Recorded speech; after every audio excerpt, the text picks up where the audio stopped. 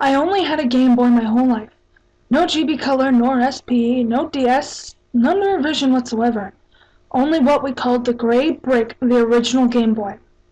Everybody in my neighborhood had a DS already, but I never had a Game Boy Color. But I was happy. One day I got my own PC and I wanted to at least see what the new generation of Pokemon brought. So I emulated the Game Boy Advance and DS, so I finally had the chance to play my own game. Not really legal though, instead of borrowing my friends. I was having a fun time, but liking each new generation less and less, I eventually decided to get back to my old game. There it was, my old save file, still fully the same, no creepy Pokemon that died or characters that tried to kill me. It was all fine. But from my time online, I learned of the glitch Pokemon Missing No. It was a cold and lonely night as I was playing my old Game Boy. Using the old man glitch, I caught Missing No, and it was all fun. My mother calling me to go to sleep, so I did. When I woke up, I wasn't in my own bed anymore. I was wearing a red cap, had a bag full of stuff, and the room seemed kind of bold. I wondered where I was. I heard an unknown voice call me down, saying it was time to leave. It all sounded so familiar, as if I had been through this before. Downstairs, there was a person calling herself my mother, saying a professor was looking for me. Then I remembered. It was like in Pokemon.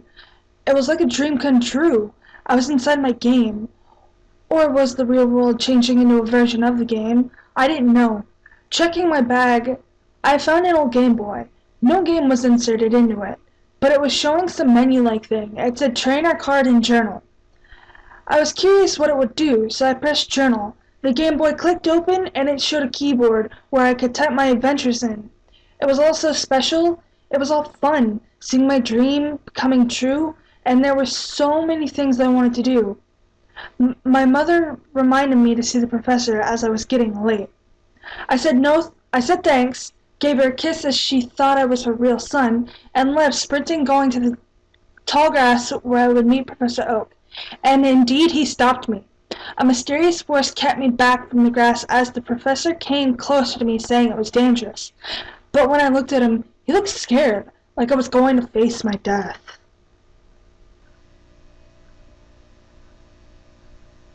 He took me to his lab, running like his life was in danger, and I could do nothing but run after him. Once in his lab, one of his assistants closed the door behind us, barricading the door, almost as scared as Oak was. One of them let out a sigh of relief as the door was closed. The professor talked to me. "You were in grave danger," said Professor Oak.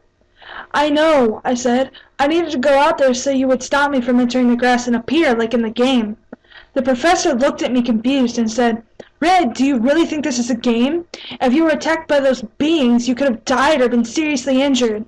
I started to think. Why did he call me Red? I wasn't Red. I was a real person. But, of course, the professor will think I am the game character, and as I was in the game, I decided to play along. "Sorry, Professor," I said. "I didn't mean to get you worried, but I was looking for you." The professor sighed and said, "Well, at least you're alive. Just never do that again." He turned around to grab something and said, "Red, I got something for you.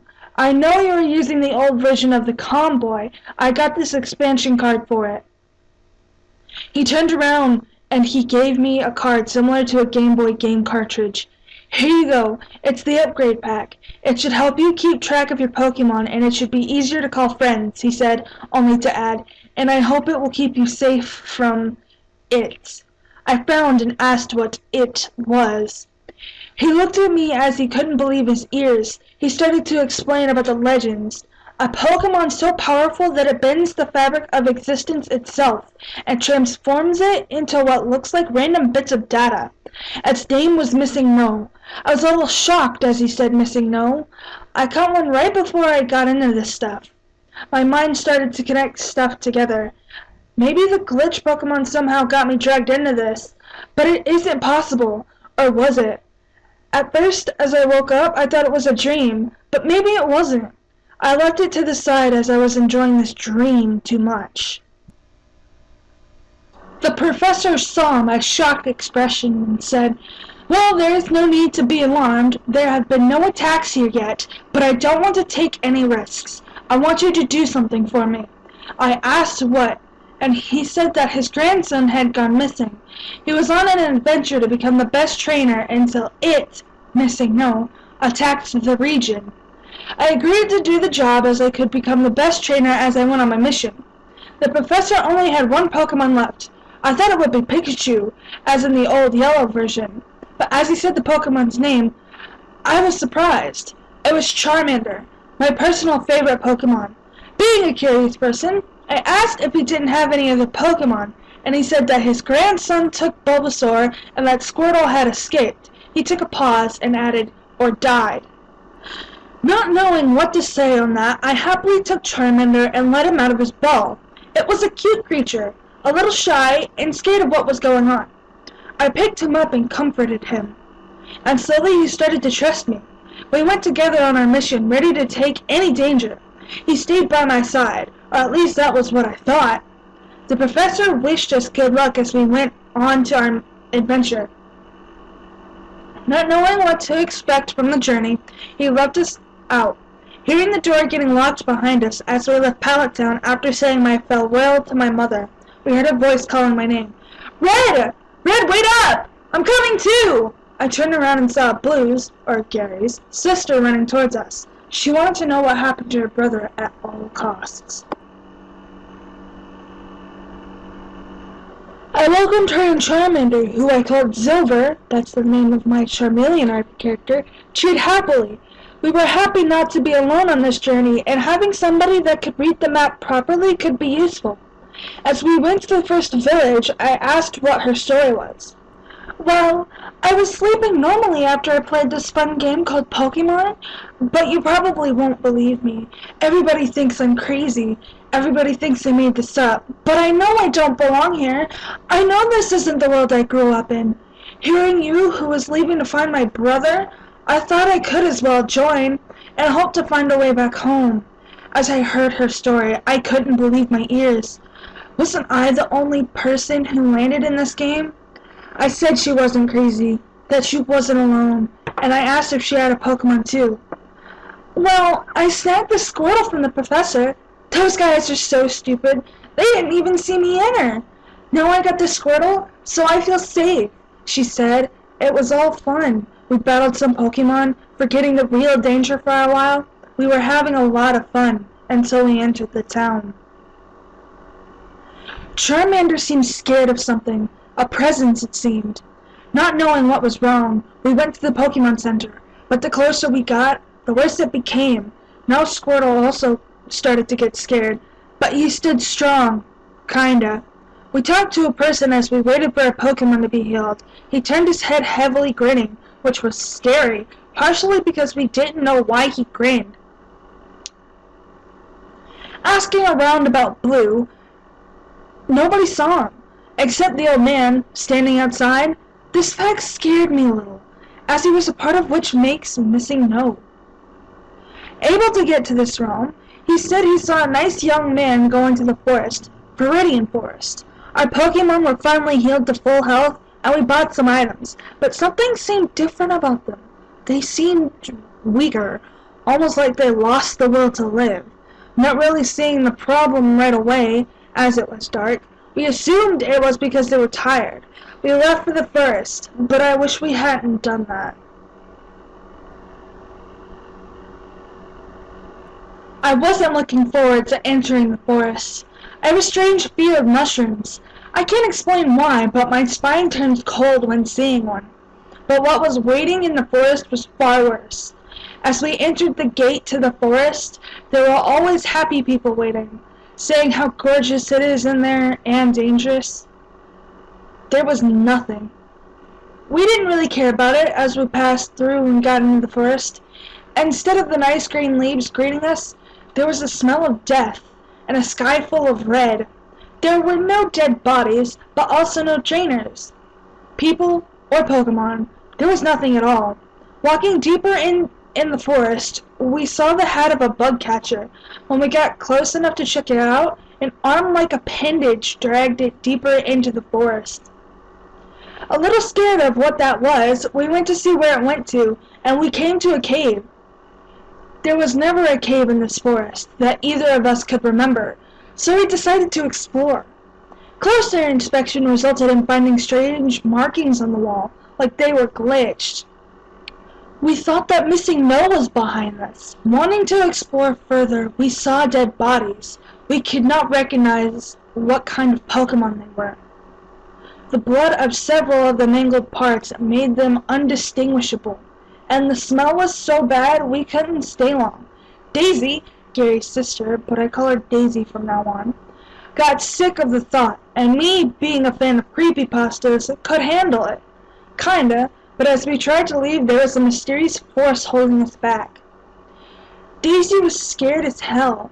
The smell and the fact that we were trapped and the only way out was through all those corpses didn't help. We had to go on. Between the corpses of Pokemon, of which one seemed of a slaughtered Pikachu, Daisy's favorite Pokemon, we also saw some human parts. I didn't know what to say, just feeding on the awkwardness of the surrounding area filled with blood and bodies. "Red!" she shouted, as I kept walking as I was under a trance. I still thought that this was just a strange dream and we just had to keep going till I woke up.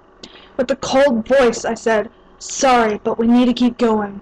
I've got a bad feeling about this place." She looked at me like I was some kind of retard after that. And of course it was strange. There was nothing but dead stuff here. We kept going until we found an exit.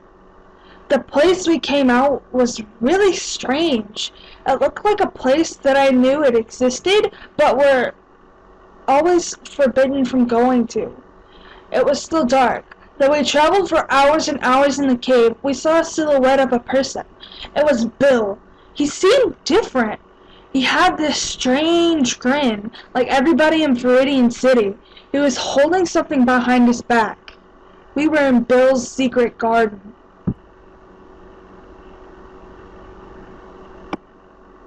As we wanted to go to him, asking what was going on, I got a call. It was Oak. He wanted to warn me. There was an attack on Pallet Town. Everybody was killed or turned into slaves. He was holding the attacker back in his lab, but he saw the walls glitch away before his eyes, and he wanted to warn Red before it was too late. "Red? Red! Are you there?" he shouted. "I am here, Professor," I said as I kept Bill in the corner of my eye, not trusting him in the situation. "Red, where are you? You need to get to safety. Pallet Town is on the brink of destruction. We are—" The signal fell away for a second. I saw that Bill was getting closer. Still not able to see him clearly, the signal came back. "Red, you need to get out of there, wherever you are!" he shouted. "The world is becoming the slave of it. Get out of the—" The signal died, to be resumed by an image of a dead and bloody Oak. Scarred of the image, I dropped my convoy and focused my attention on Bill. What I saw was shocking. I saw Bill standing there, cutting open Daisy's neck. Blood spilled everywhere from her neck.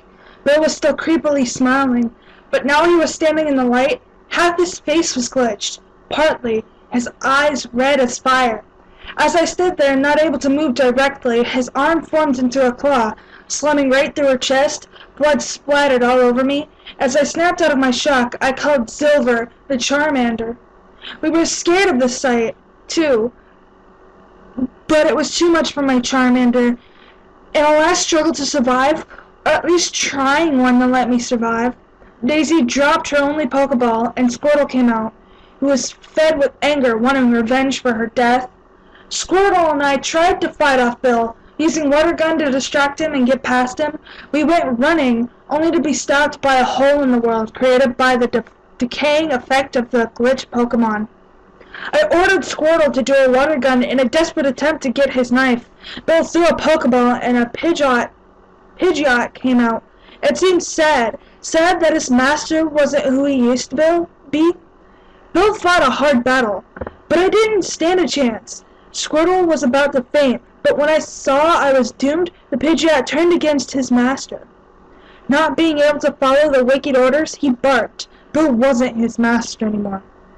Pidgeot used Aerial Ace on Bill, knocking him back, causing him to drop his knife. I took my chance and grabbed the knife, as I wanted to kill him to get rid of it once and for all.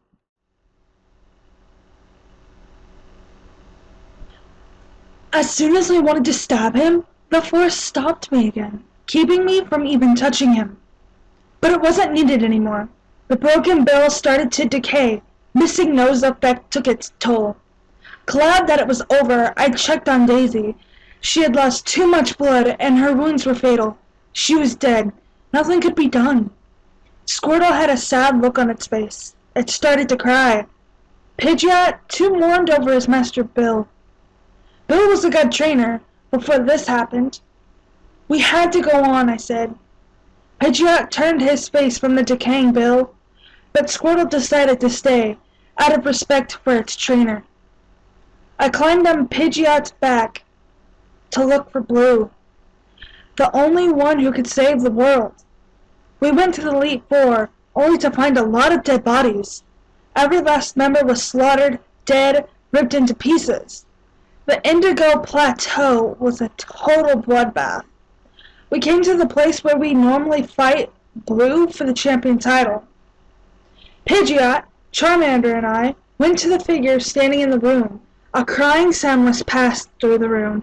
It felt like it was cutting through steel. High tones were mixed with the crying. The closer we got, the stranger it was. The world was still decaying slowly. We soon reached the person who was sitting and crying. Charmander didn't know where to hide. Standing behind me, scared as hell, as I said, "Are you all right?" The figure stood up. "Yeah," they said, still sobbing. "And you know why?" he said. "No," I answered. He turned around. It was Gary. There were no eyes in his skull, only something that looked like a pixel mess where his eyes should be, blood dripping out of it instead of tears and smoke coming out of his eye sockets. "Because I killed them. I killed them all!" he said, laughing insanely. "And you're next!" Scared and not knowing what to do, I wanted to take Charmander and jump on Pidgeot to run, but as soon as I turned around, Charmander was dead. Strangled it seemed, and Pidgeot nothing but pieces. My last friend in this world dead, and soon I would join them in the afterlife. I got knocked out by something. When I woke up, I was laying in a pool of blood, still alive. I was strapped in some torture device. I was greeted by two figures, Gary, dead, and Missing No. "Why did you catch me?" Missing No said. "You forced me into this realm. You forced me to live under the creatures I am no part of. You forced me to live." "Why did you do this to me?" I shouted. "You forced me to live in a world where I didn't belong. I was not complete. Now I will force you to live in my world," it answered, as it changed forms. It became Red's mother, grinning evilly. "I guided you here." It changed its form to oak as it said that. "Everything is a lie," it said as it became Daisy. I am a lie," it said, as it turned to the pixel mess that it originally was. "And you know what the great part is? Soon you will be a lie too." After he said that, I had a ripping feeling, as if my skin was getting torn off of my body. Blood started to drip out of my new wounds all over my body as I screamed. Missing No did nothing but laugh, repeating, "A lie! A lie! A lie!" Shortly after that, I found myself in my own bed, completely unharmed in my own room. I heard people crying downstairs. I went to see, and my parents were crying over a picture of me.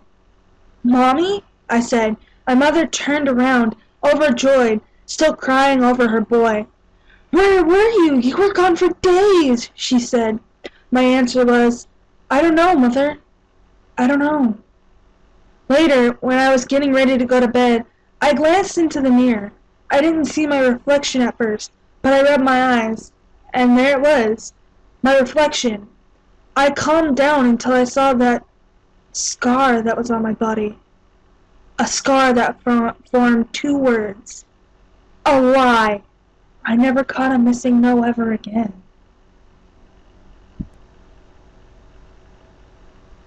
Okay, where should I begin?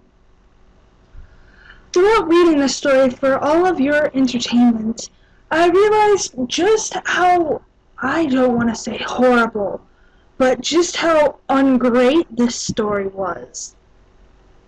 As if you could notice how difficult it was for me to read, it was just, it wasn't creepy at all in my opinion. I mean, the ending was fairly nice, but all throughout it, they kept using it, kept reusing the names too much, throughout the story, they hardly added anything in there. And placing yourself within the Pokemon world sounds like fun and sounds nice for a creepypasta story, but for this it just didn't seem right. I mean, the parents at the end, they didn't know where you had gone. You had fallen asleep and you disappeared. That was not hinted or suggested throughout the story at all, and to be honest, I didn't follow up with anything in here. It was difficult to read. Some of the words weren't spelled correctly, and this just didn't follow along the lines of creepy. I guess in my mind, I guess creepypastas for me need to be more realistic relating than placing yourself within the Pokemon world. I mean, I love the fact that they used the old Gray Brick original Game Boy, because I still have that one. So I can relate. But the part where he added, let's see.